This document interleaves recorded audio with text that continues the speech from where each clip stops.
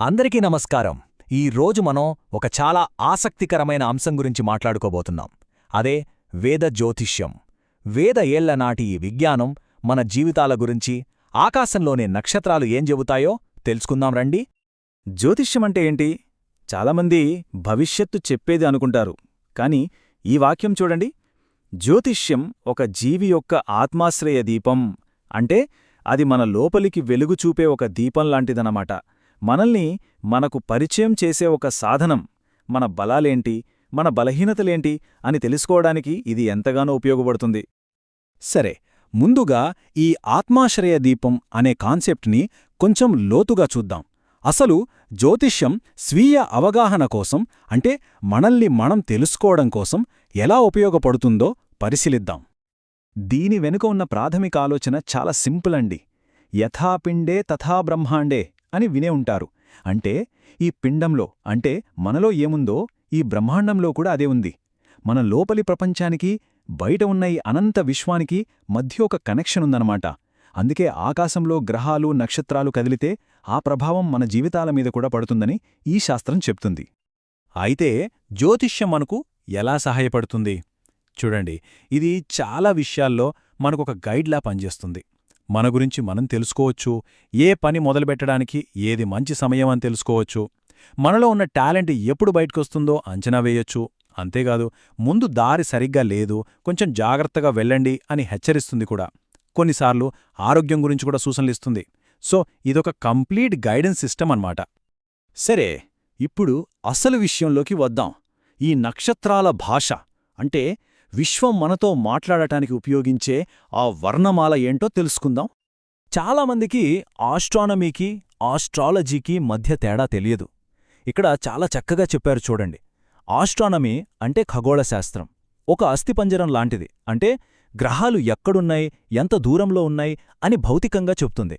కాని ఆస్ట్రాలజీ, జ్యోతిష్యం, ఆ అస్థిపంజరానికి ప్రాణం పోస్తుంది. మాంసం, రక్తంతో ఒక పూర్తి జీవితాన్నిస్తుంది. అంటే ఆ గ్రహాల ప్రభావం మనమీద ఎలా ఉంటుందో చెప్తుంది.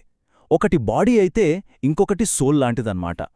వేద జ్యోతిష్యం ప్రకారం గ్రహాలు అంటే ఆకాశంలో తిరిగే రాతిగోళాలు మాత్రమే కాదు, వాటికి ఒక చైతన్యముంది. అవి దేవుడికి నమ్మకమైన సేవకులుగా, ఈ విశ్వవ్యవస్థను నడిపించే శక్తులుగా భావిస్తారు. బలిపీఠం మీద వెలిగే 7 కొవ్వొత్తుల్లా ఈ ప్రపంచానికి కాంతిని, మార్గాన్ని చూపిస్తాయనే నమ్మకం. మరి గ్రహాలు చెప్పేదాన్ని మనం ఎలా అర్థం చేసుకోవాలి? దానికే మనకు రాశిచక్రం ఉంది.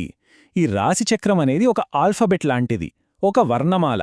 దాన్ని ఉపయోగించే మనం ఈ విశ్వం యొక్క ప్రణాళికను చదవగలుగుతాం. ఆ భాష నేర్చుకుంటే చాలు, విశ్వం మనతో మాట్లాడడం మొదలుపెడుతుంది. సరే, ఇంత గొప్ప విజ్ఞానం, ఇంత లోతైన ఆలోచనలు అసలు ఎక్కడ్నించొచ్చాయి? దీని మూలాలెక్కడున్నాయో ఇప్పుడు చూద్దాం.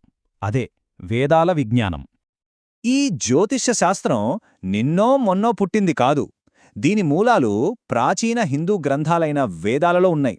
అసలు వేదాలని అర్థం చేసుకోవడానికి 6 అంగాలవసరమంటారు. వాటిని వేదాంగాలు అంటారు.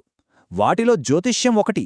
అందుకే దీన్ని వేదచక్షువు అని, అంటే వేదాలకు కన్ను లాంటిదని అంటారు.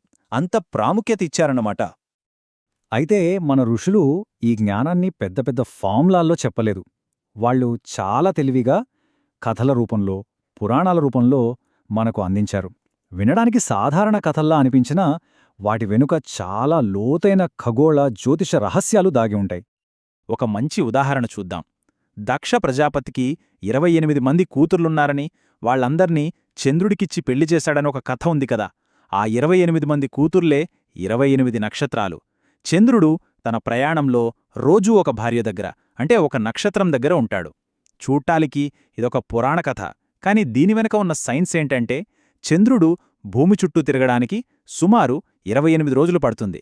ఆ సైకిల్ని ఎంత అందంగా ఒక కథరూపంలో చెప్పారో చూడండి. ఈ విశ్వవివాహం అనే కాన్సెప్ట్ కేవలం ఆకాశానికే పరిమితం కాదు. భూమి మీద గర్భధారణ, ప్రసవం ఇలాంటి జీవ సంబంధమైన చక్రాలన్నీ కూడా ఈ 28 రోజుల సైకిల్తో ముడిపడి ఉన్నాయి. అంటే ఆకాశంలో జరిగేదానికి, మన శరీరంలో జరిగేదానికి ఉన్న కనెక్షన్ని ఈ కథ చాలా అద్భుతంగా వివరిస్తుంది.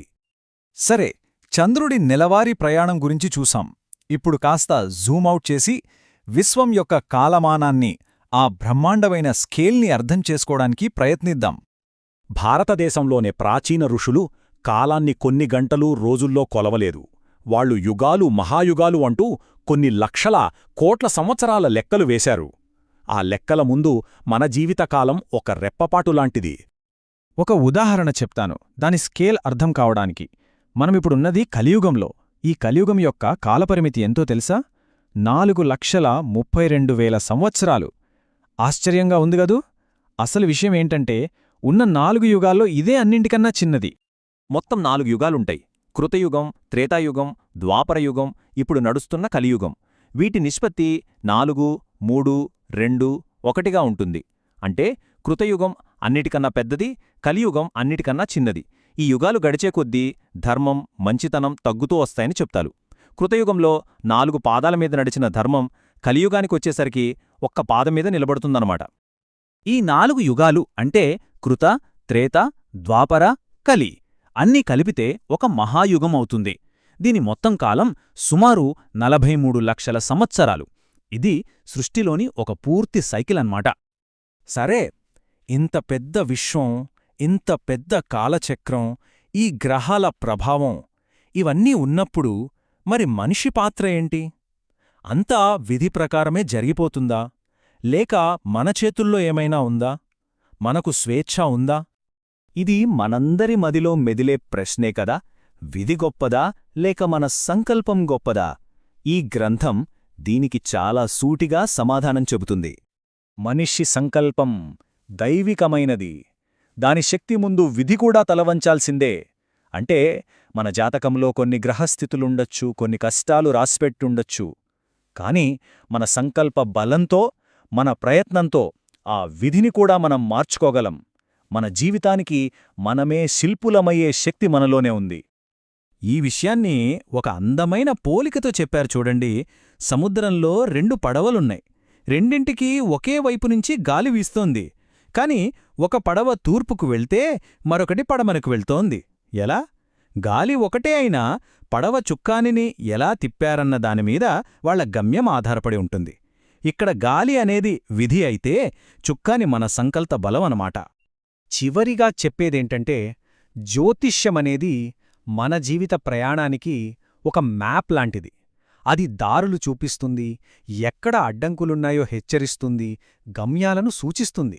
కాని ఆ మ్యాప్ను చేతిలో పట్టుకుని ఏ దారిలో వెళ్ళాలి, ప్రయాణాన్ని ఎలా సాగించాలి అనే నిర్ణయం మాత్రం పూర్తిగా మన చేతుల్లోనే ఉంటుంది. మరి ఈ విశ్వపటాన్ని ఉపయోగించి మన ప్రయాణాన్ని ఎలా నిర్దేశించుకోవాలనేది ఆలోచించాల్సిన విషయం.